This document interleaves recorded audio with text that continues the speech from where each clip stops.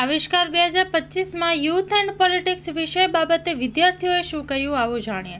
ભાવનગરના સરદારનગર ખાતે આવેલ શ્રી સ્વામિનારાયણ કોલેજમાં આવિષ્કાર 2025 2 દિવસીયનું આયોજન કરવામાં આવ્યું હતું, જેમાં જુદી જુદી કોલેજના 500થી વધારે વિદ્યાર્થીઓએ જુદી જુદી 8 ઇવેન્ટમાં ભાગ લીધો હતો.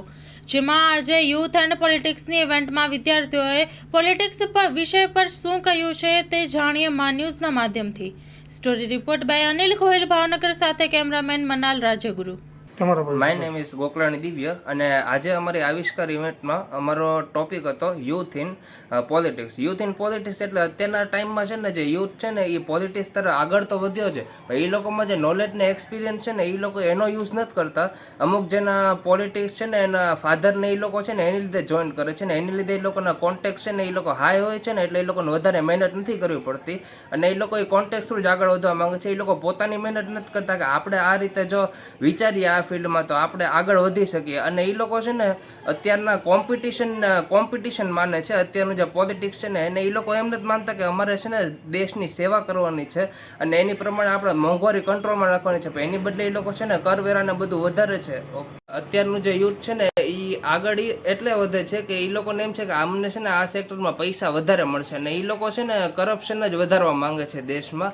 એટલે એ લોકો આગળ કોઈ પણ બીજા સેક્ટરમાં નથી વિચારતા. એ લોકોને એમ જ છે કે અમે આ લોકોને જે રીતના હેરાન કરશું ને મોંઘવારી વધારશું ને તો જ તે આ લોકોને છે ને ખબર પડશે કે અત્યારનું કઈ રીતનું બધું છે. અને યુથ જે રીતના પોલિટિક્સમાં આગળ વધે છે એ પ્રમાણે એ લોકોને વન સાઈડ કહીએ ગઈએ ને તો એ બેટર છે ને એ લોકો આઈએએસ ને આઈપીએસની તૈયારી કરીને જે લોકો વધે છે એ લોકો તો આગળ સક્સેસ થાય જ છે.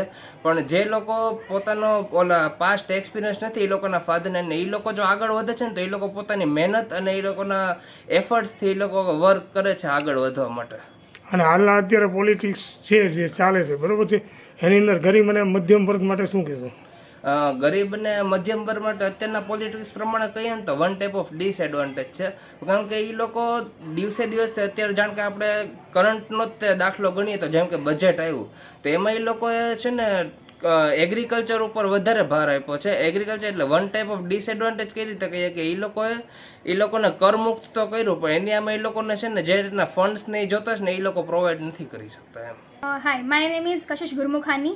So in today's Avishkar event, our topic was youth of politics. એટલે યુથ પોલિટિક્સને કેવી રીતના આગળ વધારી શકે છે એ ટોપિક હતું. એના લીધે અમે લોકોને એડવાન્ટેજીસ ને લિમિટેશન્સ જાણવા મળ્યા કે ફર્ધર યુથને કેવી રીતના કામ કરવાનું છે ને કેવી રીતના કરી શકે છે ને કેવી રીતે વોટ્સ કલેક્ટ કરશે કે ફર્ધર કોન્ટેક્ટ્સ અગર ફાધરના છે તો એ કોન્ટેક્ટ્સ વધારે અમારી પાસે હશે તો યુથ જે છે એ આગળ વધારી શકે છે, અમારે ડેવલપ કરી શકે છે કન્ટ્રીને, એરિયાને.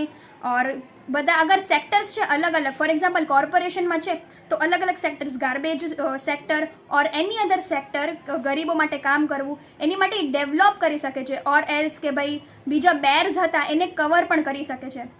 મારું નામ રીન ભટ્ટ અને હું અહીં આગળ હેડ ઓફ ડિપાર્ટમેન્ટ છું કોમર્સની અંદર, બીકોમની અંદર.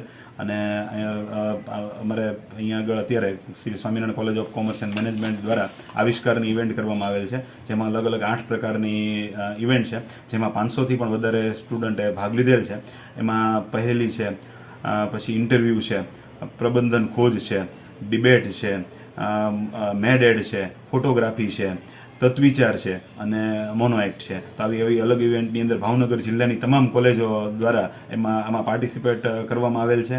અને આ ઇવેન્ટ દ્વારા વિદ્યાર્થીની આંતરિક કળા બહાર આવે એના માટેના પ્રયત્નો કરવા માટે આ બધી ઇવેન્ટ રાખેલી છે. તો વિદ્યાર્થીઓએ ઉત્સાહભેર આની અંદર ભાગ લીધેલ છે. કચ્છની પ્રજાનું માનીતું અને કચ્છની પ્રજાના સાથ સહકાર અને પ્રેમથી સાકાર થયેલું એલબી મોલ એટલે કે લુગડા બજાર ફેમિલી શોરૂમ. અમારું address Bhuj branch, Anam ring road, Bhuj, Kutch. Mobile number 8980413537. Mandvi branch, Nandanvan society, Mandvi, Bhuj highway, market યાર્ડની બાજુમાં, માંડવી, કચ્છ. Mobile number 6353695514. નોંધ: રવિવારે આખો દિવસ શોરૂમ ખુલ્લો રહેશે.